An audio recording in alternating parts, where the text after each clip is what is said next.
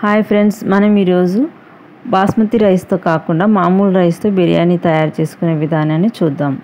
మొదటగా మనము శుభ్రం చేసిన చికెన్ను ఒక బౌల్లోకి తీసుకొని అందులో 2 కప్పుల పెరుగు, కొద్దిగా పసుపు, కారం, తగినంత బిర్యానీ మసాలా, ఉప్పు, నిమ్మరసం, 5-6 పచ్చిమిర్చి, తగినంత ఆయిల్, బిర్యానీ ఆకు వేసి బాగా కలిపి అరగంట సేపు పక్కన పెట్టుకోవాలి. ఇలా పక్కన పెట్టుకున్న చికెన్ను కాసేపు బాగా ఉడికించుకోవాలి. కలుపుతూ అటు ఇటు ఈ మసాలాలన్నీ ముక్కలకి పట్టుకునే విధంగా. మనకు ఎందుకంటే మొత్తం బిర్యానీలో ఉడికేదానికన్నా కొద్దిసేపు ముందుగానే ఉడికించుకుంటే ముక్కలు బాగా మసాలా పట్టి బాగా మెత్తగా ఉడుకుతాయి అన్నమాట. ఆ తర్వాత నేను రైస్ను ముందుగానే హాఫ్ బాయిల్ చేసి పెట్టుకున్నాను అన్నమాట. రైస్ను ముందుగానే ఉడికించుకున్నాను.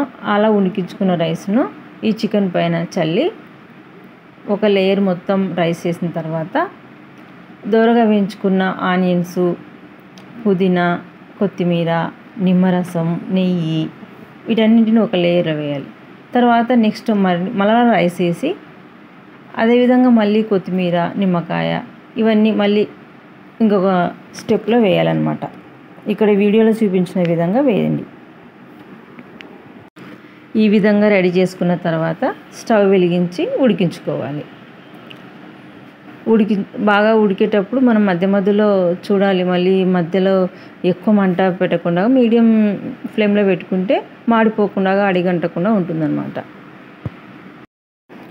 ఇక్కడ నేను ఆనియన్స్ వేయించినప్పుడు ఆయిల్ మిగిలింది కదండి, ఆయిల్ని కూడా ఇందులోనే వేస్తున్నాను. ఎందుకంటే మనం ఫస్ట్ ముక్కలకి వేసినప్పుడు అది చికెన్లో మొదటగా వేసినాము, తర్వాత మళ్ళీ వేయలేదు కదా, అందుకోసం రైస్ పట్టుకోవాలి కదా ఆయిల్ కూడా, అందుకోసమని మిగిలిన ఆయిల్ని కూడా అందులోనే వేసాను. ఈ విధంగా రైస్ని అంతా పొరలుగా వేసుకొని కొంచెం సాల్ట్ కూడా యాడ్ చేశాను నేను. మనం ఫస్ట్ చికెన్లో వేసాము, తర్వాత రైస్ ఉడికేటప్పుడు కొంచెం ఉప్పు వేసుకుంటే బెటరు. మరి తక్కువ ఉందనుకుంటే తర్వాత కూడా కొద్దిగా యాడ్ చేసుకోవచ్చు. అవసరం లేదనుకుంటే వద్దు, సరిపోయింది. ఈ విధంగా మొత్తం రెడీ చేసుకున్న తర్వాత మూత పెట్టి ఉడికించుకోవాలి. దీన్ని మనం దగ్గరుండి బాగా గమనిస్తూ ఉండాలి. ఎందుకంటే ఇది మాడిపోయే అవకాశం ఉంటుంది కాబట్టి మనం దగ్గరే ఉండి ఉడికిందని అనిపించినప్పుడు మంట చిన్న స్లో ఫ్లేమ్లో పెట్టుకొని కిందికి పైకి రైస్ని అంతా బాగా మసాలా ముక్కలు అన్నీ కలిసే విధంగా కలుపుకొని ఈ విధంగా కలుపుకోవాలి. అంతేనండి, బిర్యానీ రెడీ అయిపోయింది. మంచి స్మెల్ వస్తుంది. ఇంకా సర్వ్ చేసుకొని తినేయడమే. మీరు కూడా ట్రై చేయండి. నచ్చితే లైక్ చేయండి, షేర్ చేయండి, కామెంట్ చేయండి.